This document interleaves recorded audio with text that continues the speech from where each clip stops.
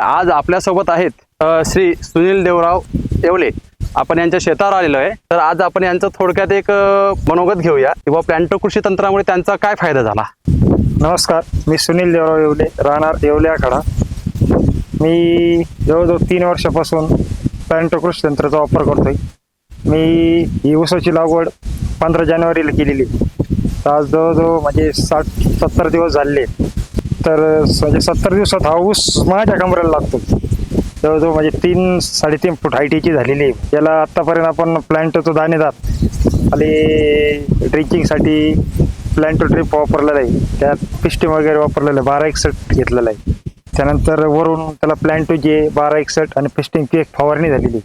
आणि एक कोलीला कोलीसाठी एक 10-26 युरिया प्लांटो दाणेदार अमोनियम सल्फेटचा डोस झालेला आहे. तर आता दुसरा डोस याला करायचा आहे भुजाट्यासाठी.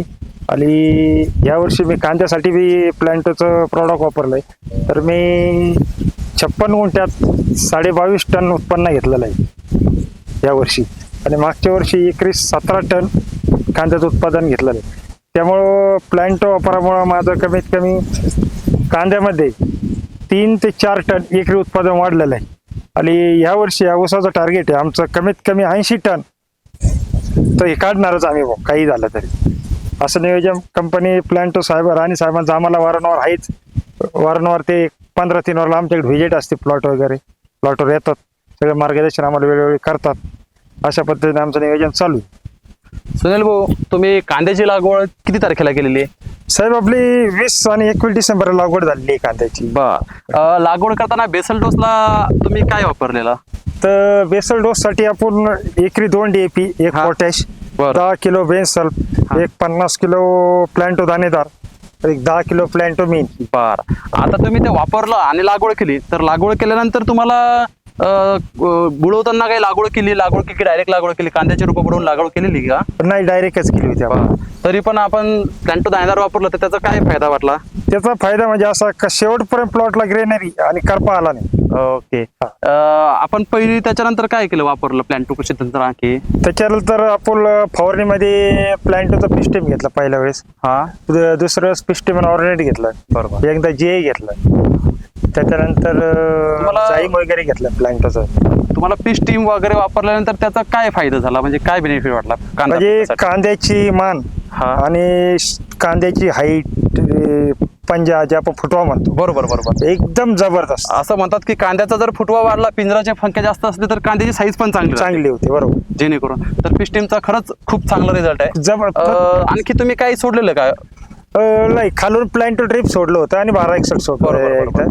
आणि एकदा 052 सोडलं होतं. एकदा 60-20 वगैरे सोडलं. आता कांद्याचं उत्पन्न तुम्हाला किती निघलं तरी यावर्षी? तर ह्या वर्षी आपण म्हणजे 56 गुंठ्यात 22.5 टन कांदा काढला आहे. म्हणजे या वर्षाची कंडिशन असं आहे, पावसामुळे एकतर कांद्याच्या लागवडी लेट झालेल्या, टेम्परेचर अचानक वाढलेलं, बऱ्याच जणांचं कांद्याचं उत्पन्न सरासरी 12 ते 13 टनापर्यंतच निघलेलं. तरी तुमचं इतकं निघलं म्हणजे कमीत कमी 4-5 टनापर्यंत तुमचं उत्पन्न सहज वाढलेलं इतरांच्या तुलनेमध्ये. बरोबर. आणि तुम्हाला प्लांटो कृषी तंत्राचा खर्च तरी किती आला असेल? काय नाही, आपलं जनरल आहे, रेग्युलर वणीच हे होतं. उगा नॉर्मल खर्च थोडाफार वाढतो, 5-6 रुपये. पण त्यापणे तेवढं उत्पन्न बी वाढतं. तर तुम्हाला खर्च जर 5-6 हजार आला आणि तुमचं 5 ते 6 टन समजा उत्पन्न कांद्याचं वाढलेलं आहे, तर आज बाजार भावाच्या तुलनेला जे येईल बाजार भाव त्याच्या तरी पण आपण समाधान करा. समाज प्लस मध्ये, मायनस मध्ये नाहीचे तरी. बरोबर. तसंच तुम्ही यावर्षी आता कांद्याचं उत्पन्न जसं घेतलं तसंच आता आपण ऊसाचं उत्पन्न घेतोय. ऊसाचं. तर ऊसाचं आपण आता काय टार्गेट ठेवायचं? किती टनापर्यंत काय? कमीत कमी 80 टन ऊस निघाला पाहिजे, कमीत कमी. आजच्या कंडिशनला आपण ऊसाचा प्लॉट बघतोय, तर खरंच फुटव्याची संख्या आणि जे फुटवे आहेत हे सर्व सारखे दिसतात.